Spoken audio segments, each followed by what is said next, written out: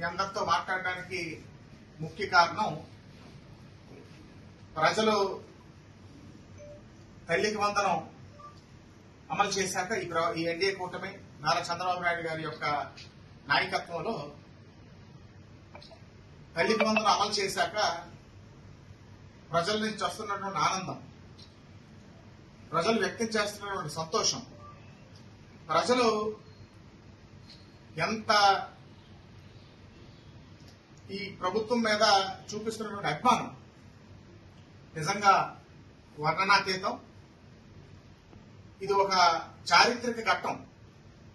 NDA కూటమి ఏర్పడిన సంవత్సర కాలంలో ఆ చిన్నారుల యొక్క తల్లిదండ్రుల యొక్క ఆనందం నిజంగా మాటల్లో వర్ణించలేనిదని నేను మీకు అందరికీ కూడా ఈ పత్రికాముఖంగా తెలియజేసుకుంటున్నాను. వైఎస్ఆర్ కాంగ్రెస్ పార్టీ నాయకులకి ఎలక్షన్ ముందు ప్రజల్లో ఉన్నటువంటి వ్యతిరేకత గ్రహించి అప్పుడే మైండ్ దొబ్బేసింది. వై నాట్ 175 అన్నారు, వై నాట్ కుప్పం అన్నారు, వై నాట్ మంగళగిరి అన్నారు.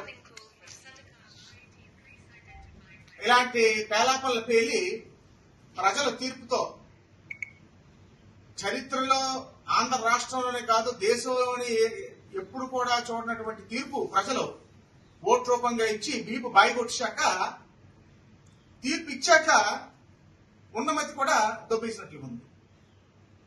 ఇవాళ ప్రజల్ని 5 సంవత్సరాలు మోసం చేసి వంచన చేసి అవినీతిమయం రాష్ట్రంగా ఒక రామణ రాష్ట్రంగా ఈ రాష్ట్రాన్ని తయారు చేసింది పోగా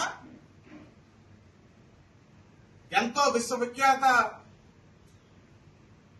విశ్వఖ్యాతిలో ఉన్నటువంటి ఆంధ్ర రాష్ట్రం పేరుని అధోగతిపాలు చేసింది కాక ఇవాళ చంద్రబాబు నాయుడు గారి మీద ప్రభుత్వం మీద ఏదో మోసం అని, మాట తప్పారని, వంచన చేశారని తప్పుడు ఆరోపణలు చేస్తున్నారు.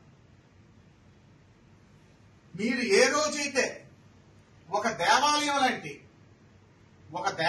లాంటి ప్రజావేదికని కూల్చారు, 2014-19 మధ్యలో కొన్ని లక్షలాది కుటుంబాలకి అన్నం పెట్టి సమస్యలు పరిష్కరించిన వేదిక ఈ రాష్ట్ర ప్రజలకి, దాన్ని మీరు కూల్చారో ఆ రోజే మీ కౌంట్ డౌన్ స్టార్ట్ అయింది. అమరావతి రాష్ట్రం కొన్ని వేల కుటుంబాలు రూపాయి ఖర్చు లేకుండా ల్యాండ్ పూలింగ్ లో మన రాష్ట్ర భవిష్యత్తుకి సుమారు 30,000 ఎకరాలు ఇస్తే అసెంబ్లీ సాక్షిగా